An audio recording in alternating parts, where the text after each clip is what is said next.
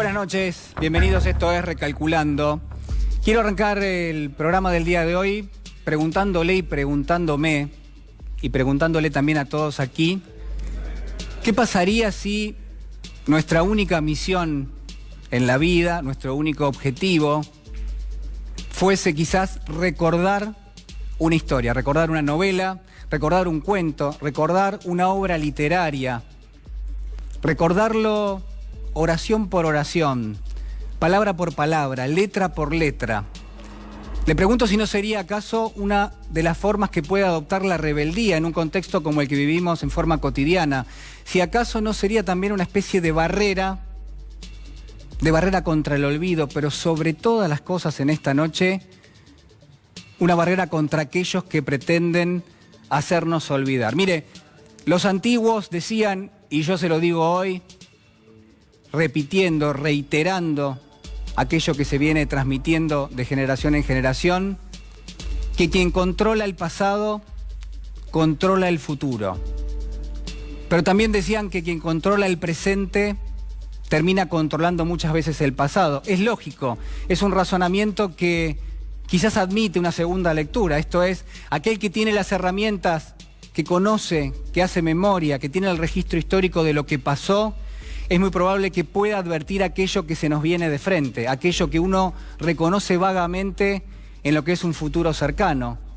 Pero además, aquellos que controlan los hilos del poder del presente, en las democracias uno podría decir que esto hace referencia al poder político. Bueno, justamente aquellos que controlan ese presente también quizás tengan algún dominio de cuánto nos puede llegar a alcanzar el pasado reciente sobre todo. Cuán profundo puede ser nuestro conocimiento de los hechos que tuvieron lugar hace apenas algunos años nada más, o quizás hace décadas, o quizás hace centurias.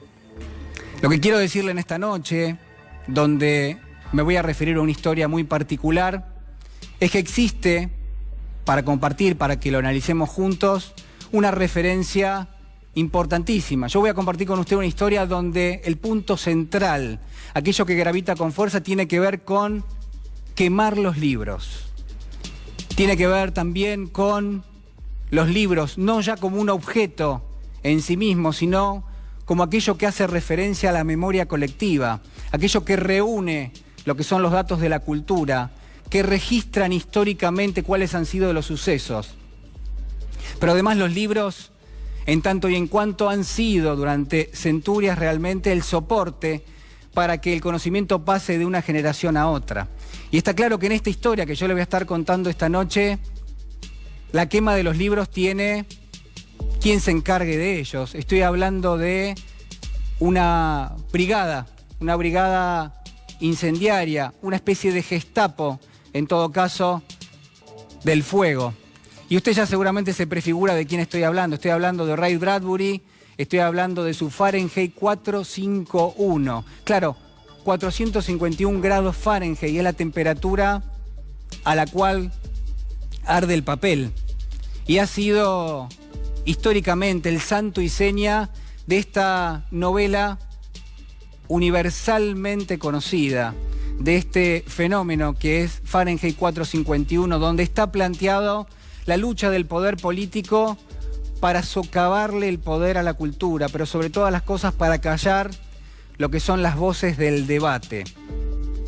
Esta es la historia que vamos a contar esta noche y tiene que ver no solo con una temperatura, Fahrenheit 451, la misión del poder político de quemar lo que son los libros, en lo que es la clave desde el punto de vista de la memoria colectiva, sino también con la descripción de un país, de una ciudad, de una sociedad. Ray Bradbury en su Fahrenheit 451 nos describe una sociedad que está totalmente atontada, una sociedad que está, uno podría decir, dormida, en formato pasivo y que asiste impávida a los acontecimientos que tienen lugar. Una sociedad donde está prohibido reflexionar, donde quizás la lentitud está directamente prohibida, porque obviamente sin lentitud no hay reflexión, sin reflexión no hay pensamiento, sin pensamiento no hay digresión,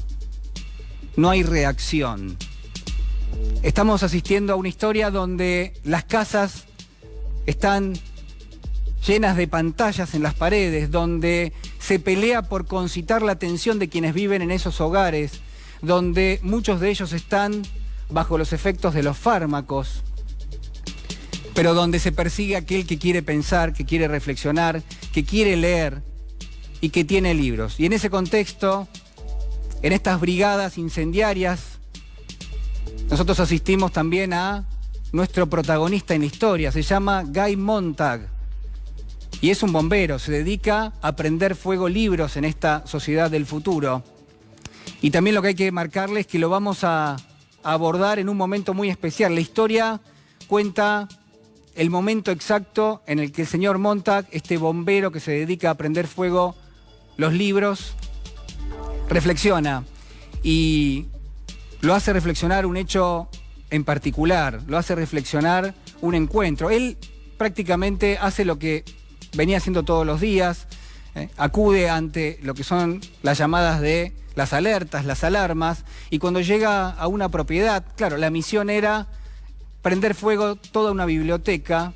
Bueno, descubre a una mujer anciana que ante la inminente osadía del bombero, que le va a incendiar todo lo que son las obras de literatura que tiene en su biblioteca, lo que hace esta anciana es enciende un fósforo, toma en sus brazos 4 o 5 volúmenes, el Don Quijote, Las Mil y Una Noches, Rojo y Negro de Stendhal, La Isla del Tesoro de Robert Louis Stevenson, y se prende fuego. Ella junto a los libros. Claro, esto a Montag lo hace reflexionar. Pasan días, pasan semanas. Él empieza a robarse los libros que se supone que tiene que encender, que tiene que prender fuego, y empieza, obviamente, todo un derrotero, psicológico en parte, social también, para que se genere un cambio. Lo dejo a Montag, lo dejo prácticamente fugitivo, buscado por el poder político, buscado también por la policía en esa sociedad del futuro, pero además lo dejo en compañía de una comunidad que vive en los bosques, que está conformado por personas cuya única misión en la vida es recordar una obra de la literatura, cuya única misión es retransmitirlo, porque al estar prohibidos los libros, la única forma que tienen de transmitir el conocimiento es en forma oral. Y esto es lo que hacen. Mire, yo me quiero quedar en esta noche con dos cuestiones, con dos puntos centrales de lo que tiene que ver con Fahrenheit 451. Uno de esos puntos es quizás una pregunta que recorre transversalmente toda la coyuntura. Y esto es si el gobierno, si una parte de nuestra sociedad, si una parte de nuestros dirigentes políticos, algunos de ellos no en el gobierno, sino en la oposición, si no actúan como si nos hubiésemos olvidado de todo, si no actúan como si se hubiesen olvidado de todo, si no actúan como si el registro histórico hubiese dejado de existir, si de alguna manera no actúan como si en la Argentina de los últimos años hubiese existido una brigada como la de Fahrenheit 451 que incendió todos los registros habidos y por haber, que nos advertían a dónde no teníamos que ir, que nos advertían cuáles eran los caminos que no teníamos que tomar. Y además quiero decirle, si en esta noche, donde esta coyuntura casi uno podría decir que replica en parte uno de los argumentos de Fahrenheit 451, si no se parece mucho en lo que hace a la cuestión social, a la cuestión económica, a la cuestión de la deuda. Mire, la Argentina ha pasado por estos momentos. La Argentina ya ha experimentado lo que es una deuda que prácticamente en algún momento se torna impagable, lo que es una economía que genera desempleo, lo que es una economía que genera alta inflación, lo que es una economía donde las familias no pueden llegar a fin de mes. Ya hemos pasado por esos lugares, ya sabemos cómo es, ya está el registro histórico. Mire, también le podría decir, y vamos a estar hablando de esto esta noche, que también hemos pasado por situaciones financieras vinculadas a tasas de interés astronómicas, que lo que están marcando no es solo que el costo del dinero llega prácticamente al 100% anual, sino que la economía tiene severos problemas y que por ahora al menos la receta La receta que aplica el gobierno, uno podría suponer que no es la indicada. Pero le decía que hay 2 puntos de contacto. Uno es esta pregunta a propósito de si no existió en la Argentina una brigada que incendió todo el registro histórico y nos estamos manejando como si no existiese evidencia del pasado. Y la otra tiene que ver con un ejercicio que quiero que haga conmigo en esta noche.